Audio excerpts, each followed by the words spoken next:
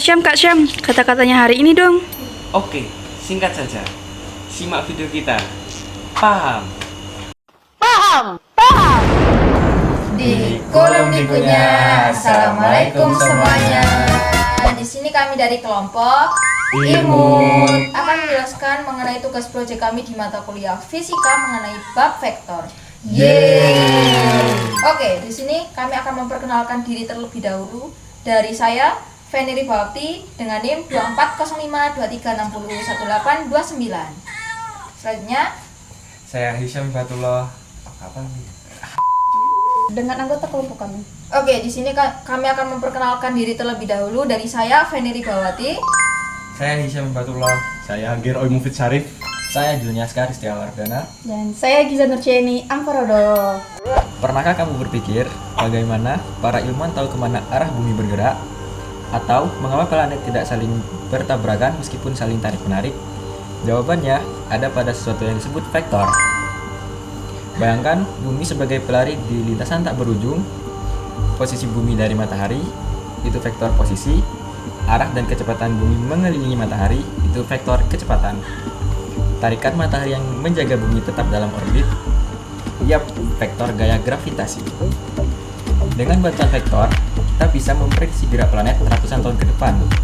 Kita bisa kirim satelit atau bahkan pesawat luar angkasa menari bersama planet dalam simfoni semesta. Kelompok kita kan membahas tentang vektor. Terus, kenapa sih kita mengambil materi terkait tata surya? Padahal kan materi tata surya itu lebih berkaitan dengan rotasi ya.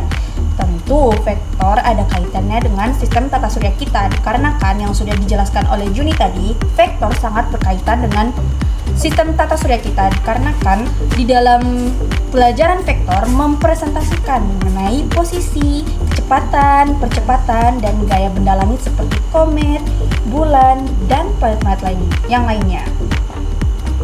Dalam mekanika langit, celestial mechanics, model vektor digunakan untuk menyelesaikan masalah-masalah banyak benda. Dalam simulasi orbit planet, vektor digunakan untuk menghitung perubahan posisi dari waktu ke waktu. Planet-planet yang kita ketahui kan ada 8 planet. Yang pertama Merkurius, Venus, Bumi, Mars, Jupiter, Saturnus, Uranus, dan Neptunus. Kenapa Pluto kita nggak ambil ya? Karena itu terlalu kecil ya teman-teman.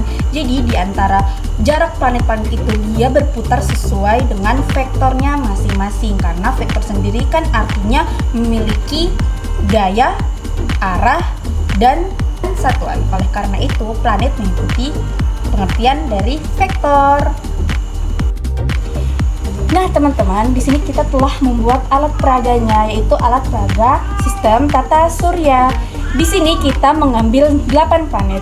Planet pertama yaitu Merkurius, Venus, Bumi, Mars, Jupiter, Saturnus, Uranus, dan Neptunus. Di sini akan saya jelaskan secara lebih rinci bagaimana sih vektor itu memiliki keterkaitan dengan sistem tata surya kita. Oke, di sini seperti yang kita lihat, ini ada planet Jupiter.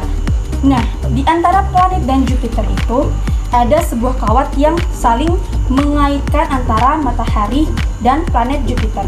Nah, kawat ini mempresentasikan sebagai vektor posisi, dikarenakan vektor posisi yang memiliki arah dan jarak. Yang kedua, saya akan memutar planet Jupiter ini, seakan-akan dia akan sebagai mengelilingi dari matahari.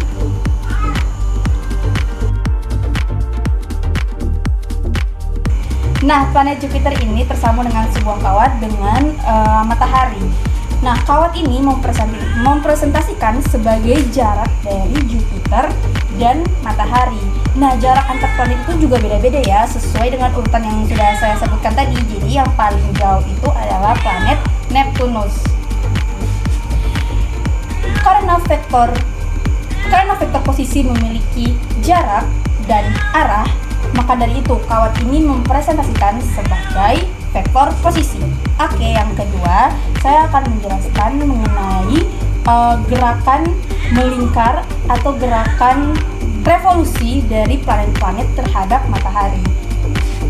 Dikarenakan planet Jupiter mengalami revolusi terhadap matahari, maka vektor Yang berlaku di sini adalah vektor kecepatan, yaitu vektor yang memiliki kecepatan dan arah. Karena arah dari perputaran Jupiter dan planet-planet lainnya itu berbeda, tetapi tetap setiap planet itu memiliki arah perputaran walaupun berbeda-beda. Yang ketiga adalah vektor gravitasi. Kenapa sih planet-planet tetap berputar pada orbitnya masing-masing? Ya, dikarenakan adanya vektor gravitasi. Itu yang membuat planet-planet itu tetap berputar pada orbitnya masing-masing, yang mengakibatkan planet-planet tidak saling bertabrakan. Nah, itu penjelasan mengenai vektor. Nah, itu penjelasan dari kami mengenai alat peraga yang kami buat, yaitu sistem tata surya. Udah pada paham belum nih mengenai pengaruh vektor terhadap sistem tata surya? Sangat berpengaruh ya teman-teman. Jadi sistem tata surya itu bukan hanya terkait materi rotasi saja ya, tapi vektor juga berlaku dan materi-materi fisika yang lainnya. Jadi, di sistem tata surya ini, semua gerakan dan interaksi di setiap planet bisa dijelaskan dengan vektor. Nah, kalian bisa jawab gak nih pertanyaan ini? Kalau matahari menarik bumi di sini, menurut kalian bumi akan kemana kalau tarikannya itu hilang? Coba kalian jawab. Jadi kita sudah berada di penghujung video. Gimana, kalian paham apa enggak dengan materi yang dijelaskan oleh teman-teman? Aku berharap kalian semua bisa memahami ya dengan rinci, dengan teliti. Terima kasih telah melihat video ini dengan seksama. Kurang lebihnya mohon maaf. Wassalamualaikum warahmatullahi wabarakatuh.